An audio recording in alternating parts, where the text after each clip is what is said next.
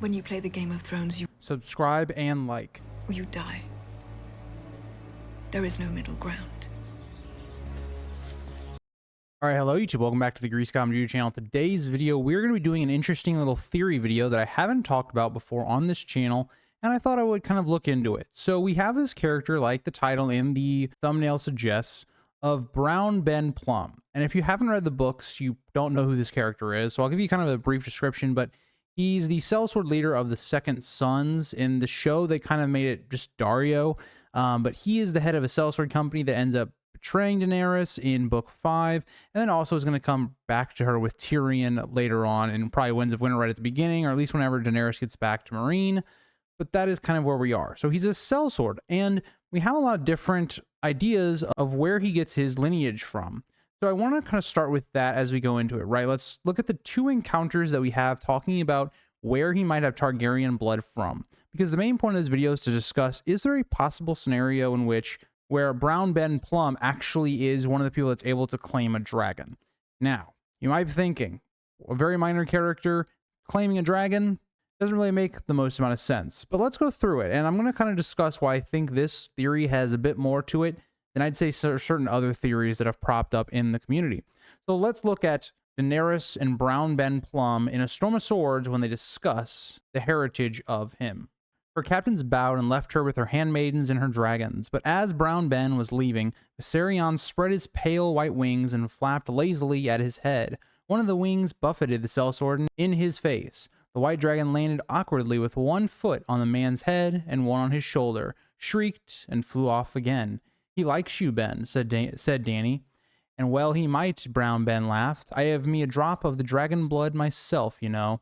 "You?" Dany was startled. Plumm was a creature of the free companies, an amiable mongrel. He had a broad brown face with a broken nose and a head of nappy gray hair, and his Dothraki mother had bequeathed him large, dark, almond-shaped eyes. He claimed to be part Bravosi, part Summer Islander, part Ibbenese, part Cohork, part Dothraki, part Dornish, and part Westerosi. But this was the first she had heard of Targaryen blood. She gave him a searching look and said, "How could that be?" "Well," said Brown Ben, "there was some old Plumm in the Sunset Kingdoms who wed a dragon princess.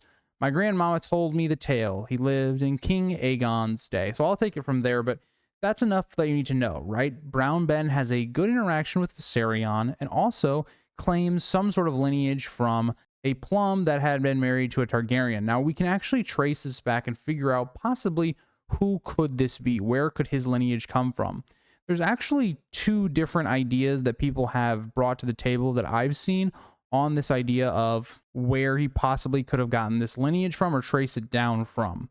So let's take the first idea. And the first idea, which we'll go with this one before we get to Tyrion's idea, but the first idea is that Aelena Targaryen, who was the daughter of Aegon III Targaryen and Daenerys Velaryon, their daughter, Aelena, actually her first spouse was Lord Ossifer Plumm, but he was a very, elderly man, and it's said that he had died during the bedding and after seeing his wife naked for the first time. But funny enough, Aelena would become pregnant almost directly after this.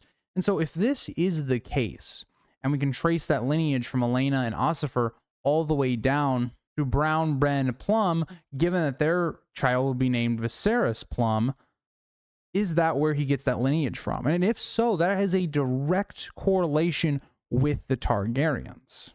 But even Tyrion in A Storm of Swords seems to kind of back this up as well, tracing his lineage. As Tyrion speculates, "I know you as well, my lord," said Tyrion. "You're less purple and more brown than the Plums at home, but unless your name's a lie, you're a Westerman by blood, if not by birth. House Plumm is sworn to Casterly Rock, and it also happens I know a bit of its history. Your branch sprouted from a stone spit across the narrow sea, no doubt. A younger son of Viserys Plumm, I'd wager. The Queen's dragons were fond of you, were they not?"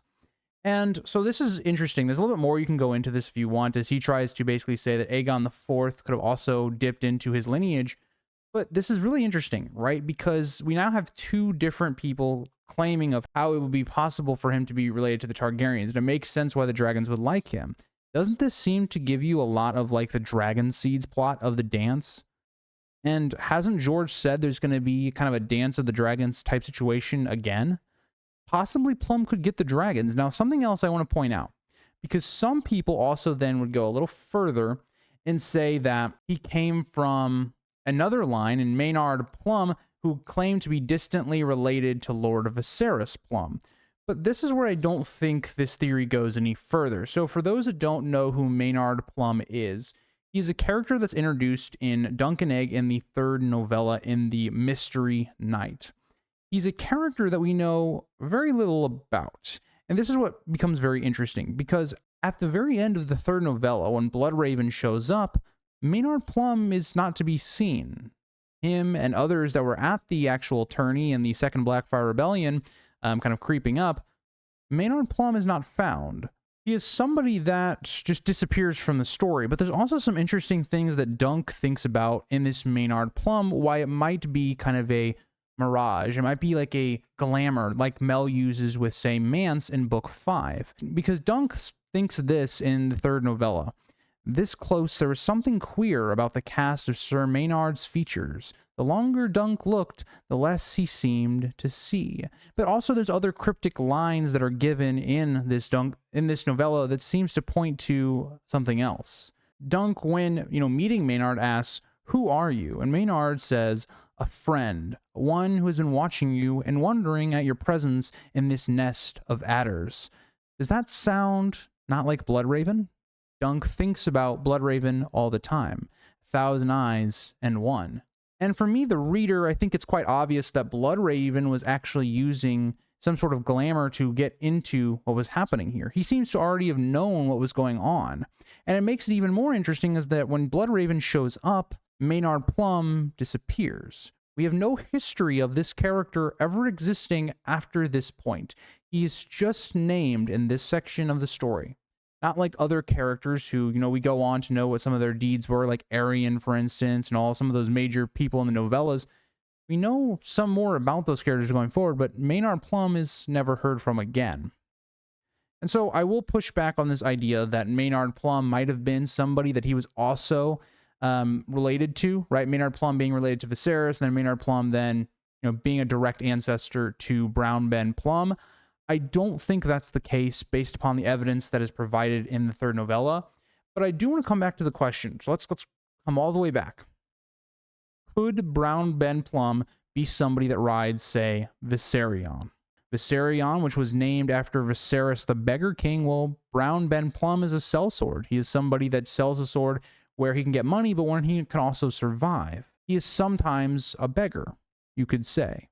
He is a, lost descendant of the Plum household in Essos.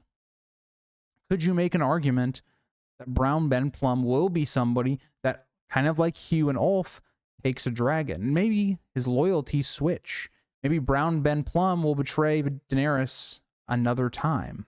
Or maybe Brown Ben Plumm will claim Viserion even before Daenerys gets back. And maybe that leads him to young Griff. So I think this is a very interesting idea, because people have also brought up the idea of like the Tattered Prince and him maybe getting a dragon or something like that. I think it's much more on the nose with Brown Ben Plumm, given we've already seen Viserion takes a great liking to Brown Ben Plumm, even though he is a sellsword and somebody that hadn't even really been in Daenerys' camp that long. Dragons seem to go to him and to like him much more than they do to even people like, say, Jorah, for instance, who had been with Daenerys since the dragons had been born. I think there's some interesting meat here. This is a theory that I wanted to do because I'm trying to get into more theories that, I've never heard of, or I don't know any of the circumstantial evidence of any of it. And just coming on here and discussing why they might be, maybe might not. I think the one argument that I would go against with Brown Ben Plumm getting a dragon is he's such a minor character that does it feel weird and out of nowhere that Brown Ben Plumm gets a dragon? Possibly, but I'd love to hear your guys' thoughts. I haven't heard this theory talked about that much in my community at all. It was just kind of one I looked up and I was like, this would be cool for a video. But I hope you guys all enjoyed. And I really enjoyed doing this video. If you guys have other theories that you think that I haven't talked about on this channel or whatever, give me a link to maybe your source or the stuff for the leading, theory or whatnot, so I can do some research on it. Maybe I'll do it for a video one of these weeks. But hope you guys all enjoyed, and I'll see you in the next one. Bye, guys.